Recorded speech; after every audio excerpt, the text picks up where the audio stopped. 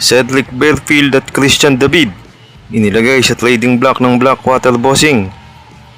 Bukas umano ang Blackwater Bossing na i-trade ang kanilang mga pangunahing manlalaro na sina Cedric Belfield at Christian David. Kinumpirma ng may-ari ng koponan na si Josel Dosi na ang parehong manlalaro ay nilagay sa trading block at ang koponan ay nakikinig sa mga alok mula sa mga interesadong koponan. Ang paglipat na ito ay nagpapahiwatig na ang Blackwater ay maaaring naghahanap upang muling ayusin at muling maitayo ang roster nito sa pagsulong. Inaasahan na higit pang mga detalye habang tinutuklas ng ibang mga koponan ng PBA ang mga posibleng deal ng trade. Papasok kaya ang SMC sa trade? Gagalaw kaya ang Magnolia Hotshot katulad ng paggalaw ng Ginebra at SMB upang makuha ang alinman sa dalawa? O kaya ay pareho na? Ibang klase nga ang pinakitang laro ni Cedric Belfield ngayon para sa Blackwater. Bukod sa import nila noong nakaraan, siya ang tunay na leader at pinakamaasahang lokal ng koponan sa ngayon.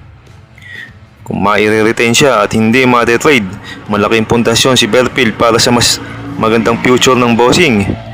Pero mukhang ayaw na din ni Belfield ng puro talo. Napapaulat nga na ayaw nito sa TNT. Kalaunan ay sa Meralco Bolts ang gusto.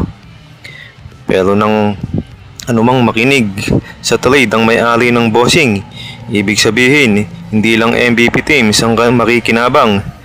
Pwedeng masulot ng SMC teams kung magagawa ng paraan. Si David naman ay nakakuha ng max deal last season na mahalaga din ang papel sa bossing. Si Christian David, ang number 2 pick sa season 48 draft, ay tahimik na naging maliwanag na lugar para sa struggling na Blackwater na may average na 15.6 points at 7.4 rebounds sa 11 games. Kamakailan ay pumirma siya ng 2 taon max na kontrata na nagkakahalaga ng 420,000 bawat buwan na may mga perks at bonuses. Sa kabila ng kasaysayan ng Blackwater sa pag-trade ng mga nangungunang manlalaro, maraming ang may interes mula sa mga nangungunang PBA teams dahil big man nga ito. Ngunit papayag nga ba ang MVP teams na mapunta ito sa alinman SMC teams?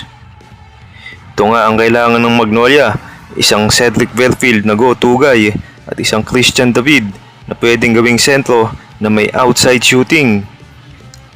Kinumpirma nga ni Blackwater team owner Josel Dosi sa All-Star Magazine na sina Cedric Belfield at Christian David ay kabilang sa mga manlalarong posibleng ma-trade habang tumatanggap ang koponan ng mga seryosong alok mula sa ibang teams. Ayon sa ulat, bukas ang Blackwater sa pakikipag-usap sa mga interesadong koponan para sa kanilang dalawang marquee players. Gumawa na nga kaya ng hakbang ang Magnolia upang mapunan ang kakulangan sa kanilang koponan. Ito na kaya ang sagot sa kanilang nangungulila sa mga manlalaro na katulad nila Cedric Belfield at Christian David. Ito na kaya ang iniintay ng Magnolia na pagkakataon. Pakawalan kaya sila ng MVP teams? Kamusta mga idol?